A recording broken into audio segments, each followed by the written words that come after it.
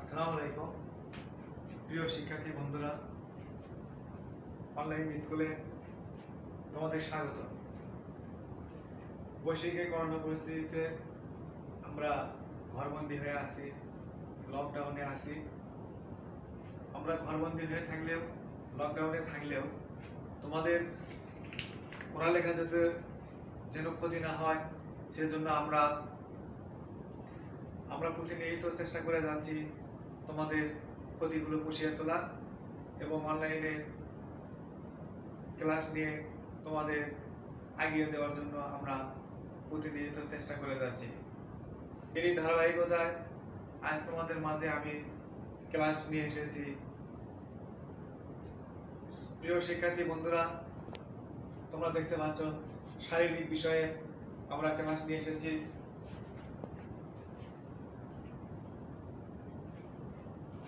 প্রিয় শিক্ষার্থী বন্ধুরা,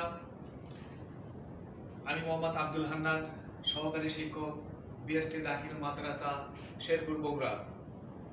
পাঠ পরিচিতি, শ্রেণী সপ্তম, বিষয় শারীরিক শিক্ষা ও স্বাস্থ্য, অধ্যায় প্রথম, পাঠ দ্বিতীয়। প্রিয় শিক্ষার্থী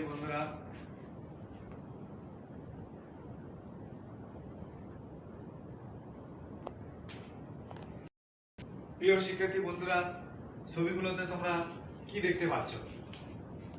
প্রিয় শিক্ষার্থী বন্ধুরা, ছবিগুলোতে দেখো তোমরা কি দেখতে পাচ্ছ। তিনটা ছবি আমরা এখানে দিয়েছি। প্রথম, এখানে এই ছবিতে নখ কাটতেছে, এখানে দাঁত পরিষ্কার করতেছে, এখানে গোসল করতেছে। এই ছবিগুলো তোমরা একটু ভালো করে লক্ষ্য করো। প্রিয় শিক্ষার্থী বন্ধুরা, এখানে ধারণা দেওয়া হচ্ছে। এখানে কি সম্পর্কে ধারণা দেওয়া হচ্ছে?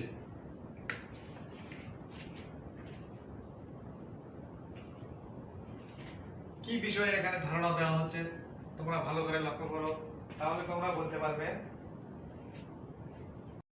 শারীরিক পরিচ্ছন্নতার বিষয়ে দেওয়া হচ্ছে। প্রিয় শিক্ষার্থী বন্ধুরা,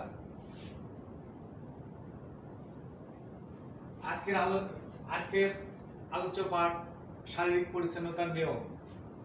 কি কি নিয়ম মেনে চললে আমাদের শরীর ভালো থাকবে, শরীর ভালো থাকলে মন ভালো থাকবে, মন ভালো থাকলে আমাদের কাজে অর্থাৎ পাঠে আমাদের মন বসবে। প্রিয় শিক্ষার্থী বন্ধুরা, এখানে আবারও আমি তিনটা ছবি নিয়ে এসেছি তোমাদের জন্য।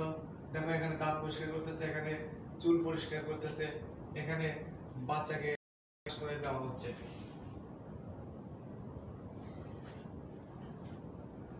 প্রিয় শিক্ষার্থী বন্ধুরা, চলো জেনে নেই তাহলে আজকে আমাদের শেখন ফল। এই পাঠ শেষে তোমরা কি শিখতে পারবে? প্রাথমিক স্বাস্থ্যবিধি কি তা বলতে পারবে, প্রাথমিক স্বাস্থ্যবিধির ধারণা বর্ণনা করতে পারবে, শারীরিক পরিচ্ছন্নতা নিয়মগুলো তোমরা ব্যাখ্যা করতে পারবে। প্রিয় শিক্ষার্থী বন্ধুরা,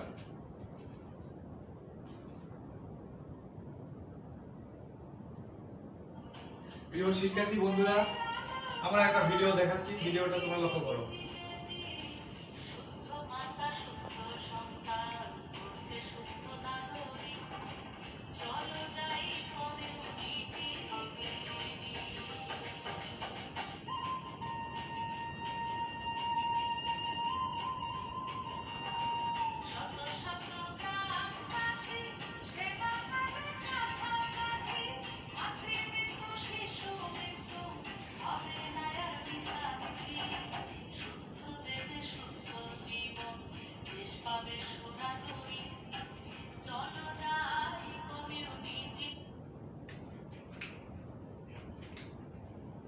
প্রিয় শিক্ষার্থী বন্ধুরা, তোমাদের আমি ভিডিও দেখ। এখন শারীরিক পরিচ্ছন্নতার কয়েকটা নিয়ম আছে। শারীরিক পরিচ্ছন্নতা অর্থাৎ সুস্থ থাকার জন্য তোমরা যদি 6টি নিয়ম তোমরা যদি মেনে চলো, তাহলে তোমরা খুব সহজেই তোমরা সুস্থ থাকতে পারবে। প্রিয় শিক্ষার্থী বন্ধুরা, তাহলে চলো আমরা এখানে গিয়ে দেখি কি কি সেই নিয়মগুলো। তো প্রথম নিয়মটা আমরা নিয়মিত গোসল করি, তাহলে আমরা সুস্থ থাকতে পারবো। প্রিয় শিক্ষার্থী বন্ধুরা,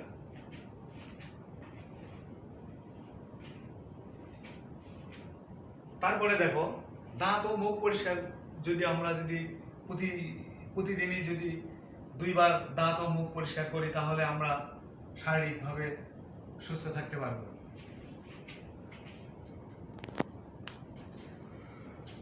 চুলের যত্ন। প্রিয় শিক্ষার্থী বন্ধুরা, আমরা চুলের যত্ন নেব। অর্থাৎ বাঙালিদের একটা প্রবাদ আছে, দাঁত থাকিতে দাঁতের মর্যাদা নেই। তো এই জিনিসটা, অর্থাৎ যাদের চুল বেশি আছে বা ভালো আছে, তারা কিন্তু অবশ্যই চুলের যত্ন করবে। প্রিয় শিক্ষার্থী বন্ধুরা, নখ কাটা। আমরা সপ্তাহে একদিন অবশ্যই আমরা নখ কাটবো, কারণ আমরা এই কথাটা অবশ্যই মনে রাখবো, এই নখের মাধ্যমে, হাতের মাধ্যমে আমাদের কিন্তু 48 প্রকার বা 52 প্রকারের রোগ কিন্তু ছড়ে কিন্তু এই হাতের মাধ্যমে। প্রিয় শিক্ষার্থী বন্ধুরা, আমরা কিন্তু অবশ্যই স্বাস্থ্য সচেতন থাকবো, কারণ আমাদের এমনিতে যে চতুর্দিকে যে করোনা পরিস্থিতি, এর মধ্যে আমরা কিন্তু সুস্থ থাকতে যদি চাই, সুস্থ কিন্তু আমাদের থাকতেই হবে, কারণ আমাদের সম্পদ সীমিত। এই সীমিত সম্পদের যাতে আমরা সুষ্ঠু ব্যবহার করতে পারি এবং আমাদের যে সক্ষমতা, সেই সক্ষমতা যাতে পুরোটাই কাজে লাগাতে পারি। প্রিয় শিক্ষার্থী বন্ধুরা,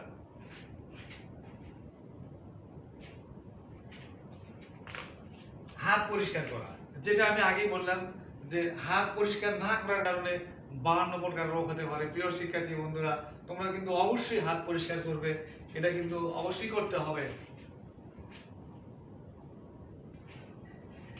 সময় মতো আমরা মলমূত্র ত্যাগ করব, কারণ সময় মতো যদি আমরা মলমূত্র ত্যাগ না করি, তাহলে কিন্তু আমাদের কিন্তু অনেক সমস্যা হবে, যে সমস্যাগুলো কিন্তু আমাদের পরবর্তীতে কিন্তু ফেস করতে পারি আমরা।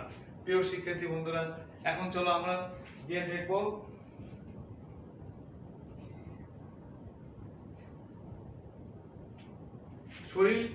শরীর সুস্থ রাখার জন্য প্রয়োজন কি প্রয়োজন। প্রিয় শিক্ষার্থী বন্ধুরা, তোমরাই বলো, শরীর সুস্থ রাখার জন্য কি প্রয়োজন? শরীর সুস্থ রাখার জন্য প্রথম যে কাজটা হলো, সেটা প্রতিদিন অর্থাৎ নিয়মিত গোসল করা। প্রিয় শিক্ষার্থী বন্ধুরা, নিয়মিত গোসল করা।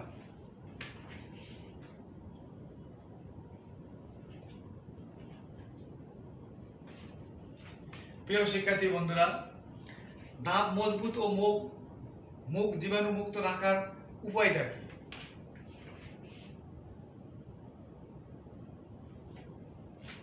দাঁত ও মুখ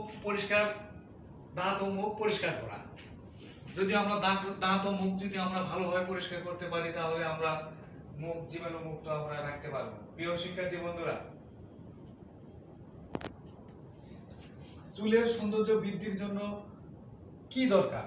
প্রিয় শিক্ষার্থী বন্ধুরা, তোমরা এখানে বলো, চুলের সৌন্দর্য বৃদ্ধির জন্য কি করা দরকার?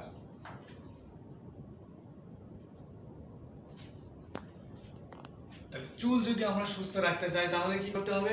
চুলের যত্ন নিতে হবে। প্রিয় শিক্ষার্থী বন্ধুরা,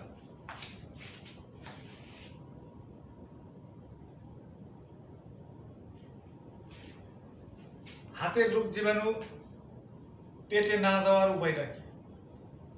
আমার যে হাতে যে রোগ জীবাণু, অর্থাৎ একটা পরিবারের একটা লোক যদি, প্রিয় শিক্ষার্থী বন্ধুরা, একটা পরিবারের একটা লোক যদি 1 বছর যদি পায়খানা করার পরে যদি হাত না ধোয়, তাহলে দেখা যাবে যে 1 বছরে সে পরিবারে, অর্থাৎ 1 বছরে সে নিজেই 100 গ্রাম মল খাবে, ডাইরেক্ট 100 গ্রাম মল খাবে। প্রিয় শিক্ষার্থী বন্ধুরা, অবশ্যই তাহলে আমাদের এই হাতের রোগ জীবাণু পেটে যাতে না যায়, সে ব্যবস্থা আমাদের করতে হবে, অর্থাৎ ভালো করে নখ কাটতে হবে। প্রিয় শিক্ষার্থী বন্ধুরা,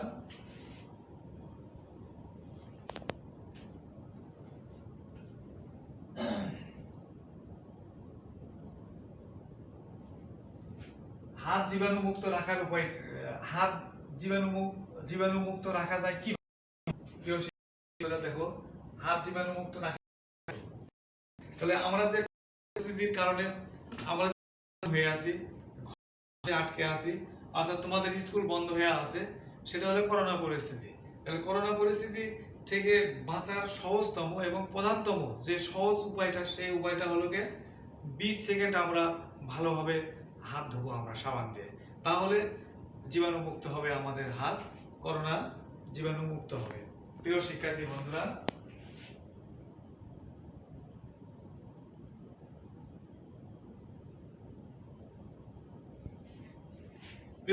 বন্ধুরা, যেটা বলছিলাম, আমাদের দৈনন্দিন মাথা ব্যথার অন্যতম প্রধান কারণটা কি? প্রিয় শিক্ষার্থী বন্ধুরা, তোমরা একটু লক্ষ্য করো, বাচ্চা এখানে পায়খানা করতেছে, এখানে দুই ভদ্রলোক প্রস্রাব করতেছে। যদিও এই ছবিটা আসলে একটু আপত্তিকর, তারপরেও আমি তোমাদের জন্য এই ছবি দুটো আমি রেখেছি, এই যেন আমরা দাঁড়িয়ে থেকে প্রস্রাব না করি। এই ভদ্রলোকগুলো যে দাঁড়িয়ে থেকে প্রস্রাব করতেছে, এটা কিন্তু আমাদের কোনো ধর্মে কিন্তু এটা কিন্তু শোভনীয় নয়। ইসলাম ধর্ম তো বটে, অন্যান্য ধর্মের লোকেরাও দাঁড়িয়ে থেকে প্রস্রাব অবশ্যই করবে না। প্রিয় শিক্ষার্থী বন্ধুরা,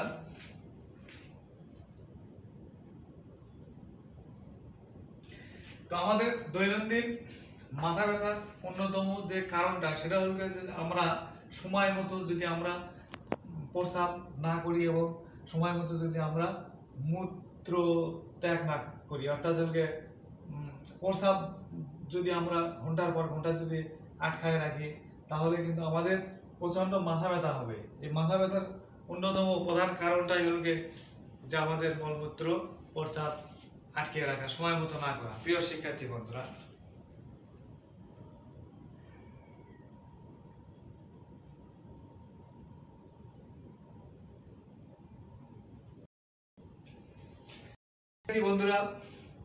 মূল্যায়ন শারীরিক পরিচ্ছন্নতার জন্য কি দরকার?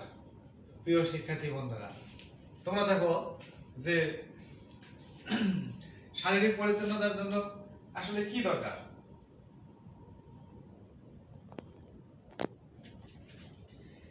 শারীরিক পরিচ্ছন্নতার জন্য কি দরকার? গোসল। শারীরিক পরিচ্ছন্নতার জন্য কি দরকার? গোসল না করা, পুকুরে বসে থাকা, নিয়মিত গোসল করা, না বারবার গোসল করা? প্রিয় শিক্ষার্থী বন্ধুরা, শারীরিক পরিচ্ছন্নতার জন্য নিয়মিত গোসল করা। অপশন গ। 2 নম্বর মূল্যায়নে নখ না কাটা প্রয়োজন কেন? নখ কাটা প্রয়োজন কেন? প্রিয় শিক্ষার্থী বন্ধুরা, নখ কাটলে শরীর খারাপ হয়, স্বাস্থ্য নষ্ট হয়, না শরীর ভেঙে যায়, না নখের মাধ্যমে জীবাণু পেটে যায়? প্রিয় শিক্ষার্থী বন্ধুরা, অপশন ঘ, নখের মাধ্যমে জীবাণু পেটে যেতে পারে।